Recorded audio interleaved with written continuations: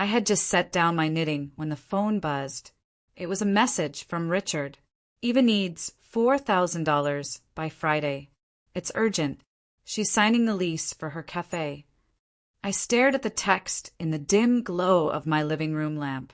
Outside, the sun was slipping behind the rooftops of Ashton Heights, casting soft shadows across the lace curtains I hadn't bothered replacing since Harold passed away 12 years ago.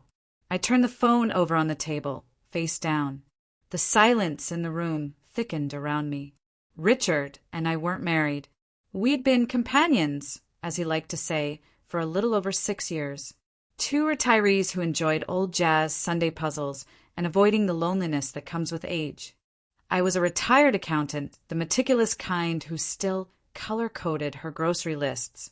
Richard was a charming ex-fire inspector with a deep voice and an easy smile, the kind of man people trusted instantly.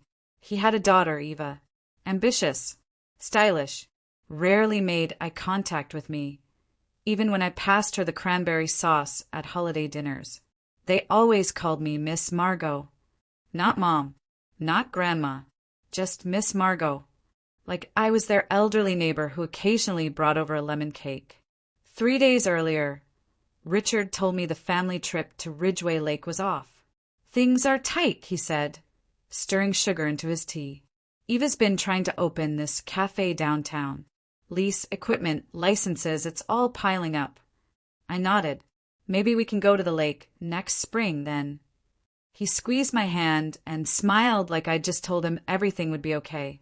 That night, I canceled my own plans, a reunion weekend with my 2 closest friends in Charleston. We'd planned it for months. I even bought a new suitcase.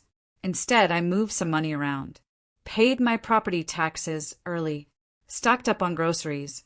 If the family was struggling, the least I could do was help where I could. That's what I told myself. On Sunday afternoon, while watering my violets, I opened Facebook just to check the community garden page. The first photo that popped up was from Eva, a boomerang video, clinking wine glasses, sunset, patio lights twinkling. A caption, opening soon. My dream is finally coming to life. Couldn't have done it without the people who believe in me. In the background, Richard, smiling with a glass of rose in hand, wearing the linen shirt I'd bought him last Easter. I clicked through the photos. They were all there. Eva, her fiancé, Richard's cousins from Nashville, even old Mrs. Carmichael from 2 doors down. Everyone, except me. I didn't say anything that night. I didn't ask why I hadn't been invited. Didn't mention the cancellation. Didn't bring up the Charleston trip I'd abandoned to help out. I just sipped my decaf tea and listened while Richard told me how tired he was. Eva's been working herself to the bone. The next morning, I transferred my pension to a new checking account, opened in my maiden name, Margot Whitfield. I didn't tell him, but something inside me had shifted, quietly like a door clicking shut. The next day, Richard came by with flowers, daffodils loosely wrapped in butcher paper, like a peace offering he didn't realize was unnecessary. I thought you liked these, he said, stepping inside without waiting for an answer. He placed them on my kitchen table, the one I'd refinished myself during lockdown. It still had a faint scent of lemon oil and varnish. He kissed my cheek like always, gentle and practiced. Eva's first tasting event was a hit, he said, pulling off his jacket. Full house. Press people showed up. She's glowing. I think this cafe might actually work. I nodded, stirring sugar into my tea. I didn't see you in the photos, I said evenly. Richard blinked, then smiled like I was joking. I told her to keep it small, just family and close friends. Then, after a pause, she didn't want you to feel obligated. Obligated. That was his word for why I wasn't included. That afternoon, I walked to the bank, the one on Hawthorne and Fifth, where they still greet you by name. I met with a quiet woman named Celeste who had a scar along her temple and the kind of calm that felt earned. She helped me open a personal account. Just in case, I said. She nodded like she understood without asking questions. I set up my pension to deposit there directly, changed the online credentials on everything, filed the new check card behind my driver's license. Margot Whitfield again. It fit better now. I started moving small things too. Quiet shifts in my world. I stopped reminding Richard about his dentist appointment. Took my casserole dish out of Eva's house. Unfollowed the cafe's social media. Unsubscribed from the community newsletter he liked to forward me. It wasn't anger. It was subtraction. That weekend he brought up the lake again. Maybe we could go up, just the two of us, he offered. Midweek, no crowds. It's quiet this time of year. I waited a moment before answering. I've been thinking about moving. He frowned. What for? This place is perfect for you. I almost laughed. Perfect. A place where I paid for everyone's dreams, but was invited to no one's table. I'd like more light, I said, and a space I don't have to share with anyone's needs, but my own. By Monday, the phone calls began. Not from Richard. From Eva. She left a voicemail first. Hi, Miss Margot. Just wanted to say thank you again for helping with the cafe. We're still short on some equipment, so if there's any way you could assist just a little more this month. I mean, you're already like family to us. I didn't respond. 2 days later, another message. This time from someone I didn't know, one of Richard's cousins. She's doing something incredible, you know. Building something for herself. Not many young women take that kind of risk. You should be proud to support that. That word again, should. The pressure came quietly, through polite guilt, through smiles too tight and voices too warm, and through Richard, never directly demanding, but always positioning. I know money's tight, he said one night, but Eva's close, really close. This cafe could be her shot. Just one last push. I looked at the man I had trusted to grow old beside. You said that 2 pushes ago, I said. What happens when the next rent's due? Or the dishwasher breaks? Do I fund that too? He looked wounded, not because I was wrong, but because I had said it out loud. The following week, I signed a lease for a small 1-bedroom on the other side of town. Top floor, south-facing window, quiet neighbors. Mrs. Anders, the landlord, gave me a discount for paying 3 months up front. You seem like someone who doesn't waste time, she said. I've wasted enough, I replied. The new apartment was nothing special. 1 bedroom, no elevator, carpet that smelled faintly of cinnamon, and old books. But it was mine. The living room window looked out over the tops of oak trees, and when the wind blew just right, I could hear the bell from the Methodist church across the park. Every morning, I drank my tea on a second-hand armchair I found at a yard sale and listened to the world without anyone else's voice filling the silence. I didn't tell Richard I'd moved. I just faded out. He noticed, of course. The messages started with confusion. You okay? Haven't heard from you. Then concern. Please don't shut me out. I know this is about Eva. Let's talk. Then came the guilt. Eva's devastated. She says she didn't mean to hurt you. Can we all meet for dinner? I didn't reply. Instead, I found myself sitting across from Dr. Anika Royston, a therapist I found through the community center. Her office was painted warm green, with old novels on the shelves and a candle burning softly on her desk. She didn't ask me to justify myself. She just listened. And when I finished about the trip, the cafe, the money, the silences, the exclusions, she tilted her head slightly and said, That's financial manipulation, Margot. An emotional exclusion. She said it so simply, like naming a weather pattern. You are not crazy. And no, you're not cruel for stepping away. In fact, this may be the first time you've chosen yourself. I cried harder than I had expected. Not because of what she said, but because someone finally saw it. All of it. The days that followed were quieter, lighter. I started keeping a journal. Nothing fancy, just a spiral notebook from the drugstore. I wrote in it every morning, sometimes only a few words. Did not apologize for someone else's behavior. That's growth. Saw a bakery I liked. Might walk in tomorrow. But the silence didn't last long.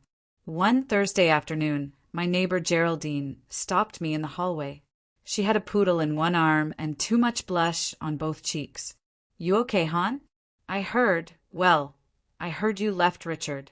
Word is he's just heartbroken. Poor thing, taking it so hard. I smiled politely and said nothing. The next day, a woman I barely knew from the church knitting group cornered me by the sanctuary doors. You know, family's not perfect. But that cafe was Eva's dream. Some people might think it's cruel to abandon family during times like that. The message was clear. The whispers had started. I was now the villain in someone else's carefully edited version of events. That weekend, I visited my old friend Corinne in Pomford. She'd gone through something similar 10 years earlier, only her version had included a vacation home in her name and a brother-in-law who borrowed her retirement savings. We drank tea on her balcony and watched a rainstorm roll over the hills. You're not broken, she said. You're just finally done being useful. It landed like truth. When I returned home, Richard had left a note in my mailbox. Handwritten. 1 page. Unfolded carefully. Eva's struggling. She's trying to keep the cafe afloat. If you can spare anything, even just a little, it would mean everything right now. I didn't cry. I didn't rage. I walked inside, brewed a cup of green tea, and ordered a train ticket to the coast. The train was quiet. An older man in a Panama hat nodded off across the aisle, his paperback slipping from his lap. A teenager in headphones bobbed gently to some beat I couldn't hear. I watched the trees blur past the window like memories I didn't need to name anymore. I was headed to Seaford, a small coastal town with uneven sidewalks, too many seagulls, and a reputation for healing people who didn't even know they were broken. Corinne had gone there once after her divorce. She called it cheap therapy with better sunsets. I stayed in a tiny guest house run by a widow named Dolores who wore shawls even when it was warm and made a pot of herbal tea every afternoon just because. My room had a creaky bed, floral wallpaper, and a view of the pier. It was perfect. Each morning, I walked the boardwalk. Each evening, I sat on the shore, letting the cold wind sting my cheeks like truth. No one asked where I was from. No one expected anything from me. And for the first time in decades, I didn't explain myself. 3 days into the trip, I went into a small boutique near the lighthouse, the kind of place that sold seashell earrings and linen dresses with no tags. There I met June. She was browsing too, holding up 2 scarves and muttering to herself, "Too much beige in this world." I laughed. She looked over, surprised, and smiled like we were already mid-conversation. She was 73, recently widowed, wore red lipstick like armor, and used the word darling without irony. We ended up at a cafe across the street, sipping cappuccinos and sharing slices of honey cake. Turned out she was part of a women's circle that met every Thursday night, not for crafts or gossip, but for storytelling. Not the polite kind, she said, the kind that leaves your hands shaking and your ribs sore. That Thursday I went. The group met in a room above the old library. 6 women, all over 60, sat in mismatched chairs under soft lamps, telling stories they'd never said out loud before. About inheritances lost, about sons who stopped calling, about husbands who left, stayed, or pretended to do both. I didn't speak that first night, but I listened like my life depended on it, and maybe it did. When I got back to my room, there were 3 missed calls and a voicemail from Richard. I didn't listen. I deleted them with the same movement I used to flick a thread off my sleeve. The next morning, I bought myself a silver ring from a street vendor. Nothing fancy, a soft wave etched into its surface.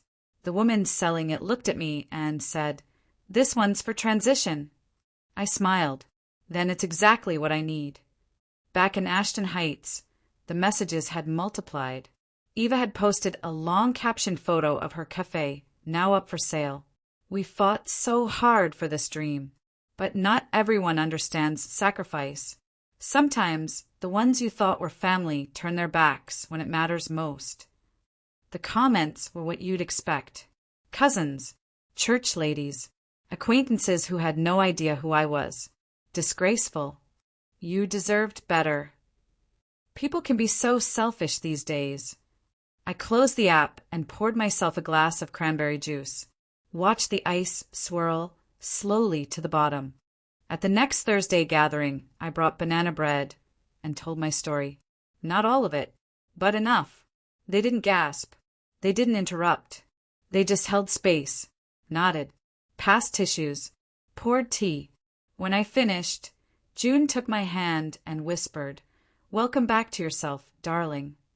The letter came folded inside a pale blue envelope, slid under my door like it had been smuggled past time itself. Richard's handwriting hadn't changed. Still the same tidy loops, like he was always trying to be taken seriously. I almost threw it away. But curiosity has a quiet voice, and that day I was listening. Inside, 3 pages, single-spaced, heavy with regret. He wrote about how the cafe had gone under, how Eva had moved in with friends, how he hadn't realized what he was doing, asking and asking but never inviting, how he missed me, how empty the house felt. The last line read, "I should have protected you, not positioned you." For a brief moment, I felt something shift inside, not love, not nostalgia, something like the ache of stepping out of a shoe that never fit. I didn't write back. Instead, I boxed up the last of his things I hadn't realized I'd kept. A paperback he never returned, a mug from our lake trip that never happened, a scarf I'd once knitted for him and never saw him wear. I placed the box at his doorstep, rang the bell, and walked away before he answered. 2 weeks later, I got a certified letter from Eva's lawyer. Apparently, years ago, Richard had added my name to a piece of property paperwork, something to do with business expenses and tax filings. It wasn't binding, but it was messy.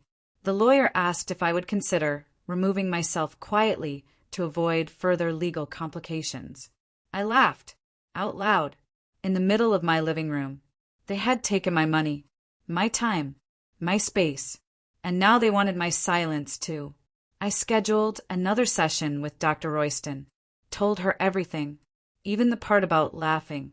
She smiled, a small, fierce thing, and said, "It's not cruelty, it's clarity, and clarity feels like power when you've lived without it." Later that night, I sat at my kitchen table and drafted my reply. It was a single sentence. "You may release my name, but you no longer hold my story."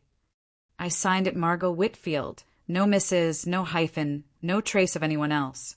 The next morning, I bought a plane ticket. Not a train, not a bus, a flight. I hadn't flown in nearly 15 years. I chose the window seat, packed light, and paid extra for the checked bag just because I could.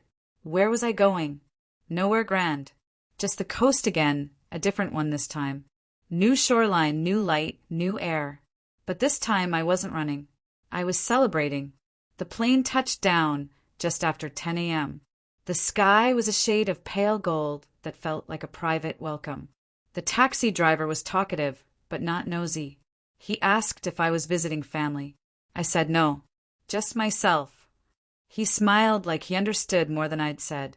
The guest house this time was near the dunes, run by a retired chef named Eloise who greeted me in slippers and offered me a glass of apricot wine at check-in. I like the off-season, she said. Fewer people, better conversations. I nodded. Same. That evening, I walked the shore alone. The wind was brisk, the kind that steals your breath before handing it back warmer. I stood there for a long time, listening to the waves rewrite themselves over and over, like they'd done for centuries, without apology, without pause. And I whispered, not to anyone in particular, "Thank you for not breaking me completely." Because if they had, I might have stayed. Back home, the women's group met me like I'd never left. They brought ginger cookies and stories about old dogs and new beginnings. June handed me a keychain she found at a market, a small pewter feather. "For your freedom," she said simply. The cafe was gone. Rebranded, repainted, reopened by someone else. Eva's chapter had closed. Quietly. No public posts. No apologies. Richard never called again.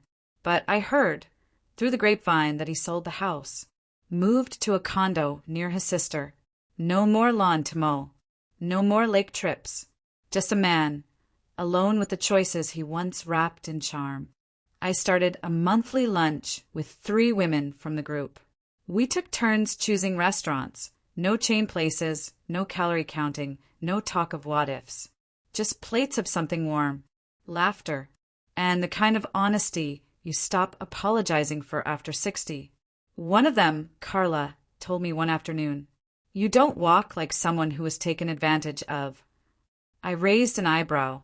You walk like someone who finally remembered her own name. These days, I do things differently. I buy the good cheese, wear the bracelet I once thought was too much. Take photos of clouds just because they're beautiful. And when the mail comes, I open it slowly, no longer afraid of what might be inside. Last week, I received a small card from the community center.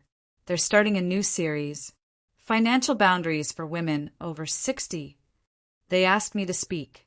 I said yes, not because I want to shame anyone, but because I remember what it feels like to go quietly under, helping everyone else stay afloat. And I want someone out there to hear, maybe for the first time, you're not selfish. You're just finally allowed to stop drowning.